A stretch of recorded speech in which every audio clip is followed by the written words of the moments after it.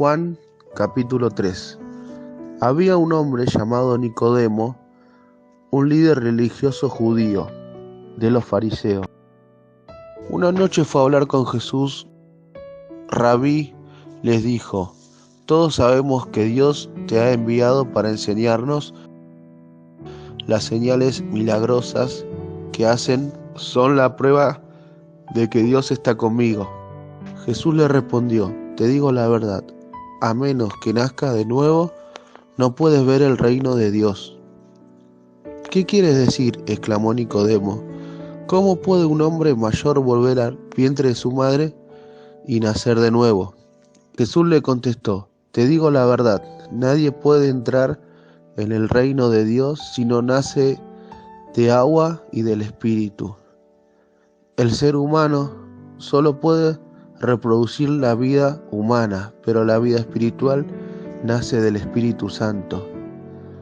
Así que no te sorprendas cuando digo: tienen que nacer de nuevo. El viento sopla hacia donde quiere, de la misma manera que oyes el viento, pero no sabes de dónde viene ni a dónde va. Tampoco puedes explicar cómo las personas nacen del Espíritu. ¿Cómo es posible todo esto?, preguntó Nicodemo. Jesús le contestó: tú eres un respetado maestro judío y aún no entiendes estas cosas. Te aseguro que les contamos lo que sabemos y hemos vivido, y usted todavía se niega a creer nuestro testimonio. Ahora bien, si no me creen cuando les hablo de cosas terrenales, ¿cómo creerán si les hablo de cosas celestiales? Nadie jamás fue al cielo y regresó, pero el Hijo del Hombre bajó del cielo. Así como Moisés levantó la serpiente de bronce en un poste en el desierto, así deberá ser levantado el Hijo del Hombre, para que todo el que crea en él tenga vida eterna. Pues Dios amó tanto al mundo que dio a su único Hijo, para que todo el que crea en él no se pierda, sino que tenga vida eterna. Dios no envió a su Hijo al mundo para condenar al mundo, sino para salvarlo por medio de él. No hay condenación para todo el que cree en él, pero todo el que no cree en él ya ha sido condenado por no haber creído en el único Hijo de Dios. Esta condenación se basa en el siguiente hecho: la luz de Dios llegó al mundo, pero la gente amó más la oscuridad que la luz, porque sus acciones eran malvadas. Todos los que hacen el mal odian la luz y se niegan a acercarse a ella, porque temen que sus pecados queden al descubierto. Pero los que hacen lo correcto se acercan a la luz para que otros puedan ver que está haciendo lo que Dios quiere. Luego Jesús y sus discípulos salieron de Jerusalén y se fueron al campo de Judea. Jesús pasó un tiempo allí con ellos, bautizando a la gente.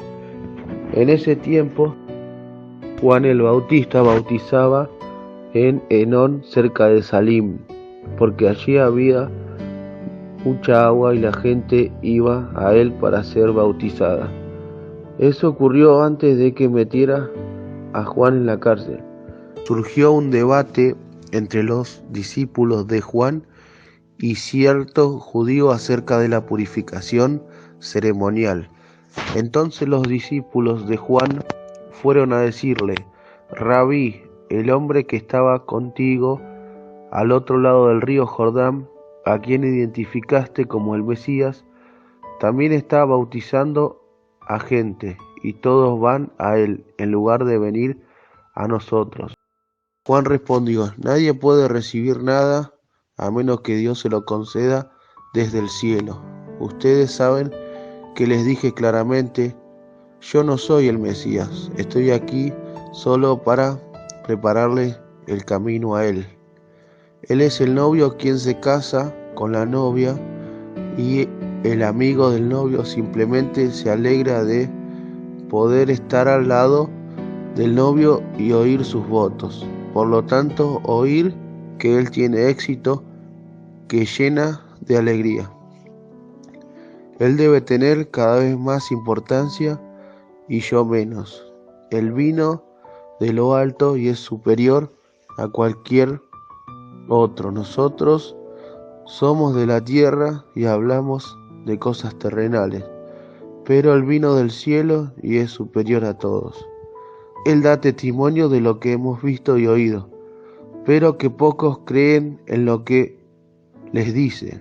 Todo el que acepta su testimonio puede confirmar que Dios es veraz, pues Él es enviado por Dios y habla las palabras de Dios, porque Dios le da el Espíritu sin límite. El Padre ama a su Hijo y ha puesto todo en sus manos. Los que creen en el Hijo de Dios tienen la vida eterna. Los que no obedecen al Hijo nunca tendrán vida eterna, sino que permanecerán bajo la ira del juicio de Dios. Juan capítulo 4. Jesús sabía que los fariseos se habían enterado de que él hacía y bautizaba más discípulos que Juan, aunque no era Jesús mismo quien los bautizaba, sino sus discípulos. Así que se fue de Judea y volvió a Galilea. En el camino tenía que pasar por Samaria. Entonces llegó a una aldea samaritana llamada Sicar, cerca del campo que Jacob le dio a su hijo José. Allí estaba el pozo de Jacob, y Jesús, cansado por la larga caminata, se sentó junto al pozo cerca del mediodía. Poco después llegó una mujer samaritana a sacar agua, y Jesús le dijo: «Por favor, dame un poco de agua para beber». Él estaba solo en ese momento, porque sus discípulos habían ido a la aldea a comprar algo para comer. La mujer se sorprendió, ya que los judíos rechazan todo trato con los samaritanos. Entonces le dijo a Jesús: «Usted es judío y yo soy una mujer samaritana. ¿Por qué me pide agua para beber?». Jesús contestó: «Si tan solo supieras el regalo que Dios tiene para ti y con quién estás hablando, tú me pedirías a mí y yo te daría agua viva». «Pero Señor, usted no tiene ni una soga ni un balde», le dijo ella, «y este pozo es muy profundo. ¿De dónde va a sacar esa agua viva? Además, ¿se cree usted superior a nuestro antepasado Jacob, quien nos dio este pozo? ¿Cómo puede usted ofrecer mejor agua que la que disfrutaron él, sus hijos y sus animales?». Jesús contestó: «Cualquiera que beba de esta agua pronto volverá a tener sed, pero todos los que beban del agua que yo doy no tendrán sed jamás. Esa agua se convierte en un manantial que brota con frescura dentro de ellos y les da vida eterna». «Por favor, Señor», le dijo la mujer, «deme de esa agua, así nunca más volveré a tener sed y no tendré que venir aquí a sacar agua». Jesús le dijo: «Ve y trae a tu esposo». «No tengo esposo», respondió la mujer. «Es cierto», dijo Jesús, «no tienes esposo porque has tenido 5 esposos y ni siquiera estás casada con el hombre con el que ahora vives. Ciertamente dijiste la verdad». «Señor», dijo la mujer, «seguro que usted es profeta. Así que dígame, ¿por qué ustedes los judíos insisten en que Jerusalén es el único lugar donde se debe adorar, mientras que nosotros, los samaritanos, afirmamos que es aquí en el monte Gerizim donde adoraron nuestros antepasados?» Jesús le contestó: «Créeme, querida mujer, que se acerca el tiempo en que no tendrá importancia si se adora al Padre en este monte o en Jerusalén. Ustedes, los samaritanos, saben muy poco acerca de aquel a quien adoran, mientras que nosotros, los judíos, conocemos bien a quien adoramos, porque la salvación viene por medio de los judíos. Pero se acerca el tiempo, de hecho ya ha llegado, cuando los verdaderos adoradores adorarán al Padre en espíritu y en verdad, El Padre busca personas que lo adoren de esa manera, pues Dios es espíritu, por eso todos los que lo adoran deben hacerlo en espíritu y en verdad. La mujer dijo: sé que el Mesías está por venir, al que llaman Cristo. Cuando Él venga, nos explicará todas las cosas. Entonces Jesús le dijo: yo soy el Mesías. Justo en ese momento volvieron sus discípulos, se sorprendieron al ver que Jesús hablaba con una mujer, pero ninguno se atrevió a preguntarle: ¿qué quieres de ella? ¿O por qué le hablas? La mujer dejó su cántaro junto al pozo y volvió corriendo a la aldea mientras les decía a todos: vengan a ver a un hombre que me dijo todo lo que he hecho en mi vida. ¿No será este el Mesías? Así que la gente salió de la aldea para verlo. Mientras tanto, los discípulos le insistían a Jesús: Rabí, come algo. Jesús les respondió: yo tengo una clase de alimento que ustedes no conocen. ¿Le habrá traído alguien de comer mientras nosotros no estábamos?, se preguntaban los discípulos unos a otros. Entonces Jesús explicó: mi alimento consiste en hacer la voluntad de Dios, quien me envió, y en terminar su obra. Ustedes conocen el dicho: hay 4 meses entre la siembra y la cosecha, pero yo les digo: despierten y miren a su alrededor, los campos ya están listos para la cosecha.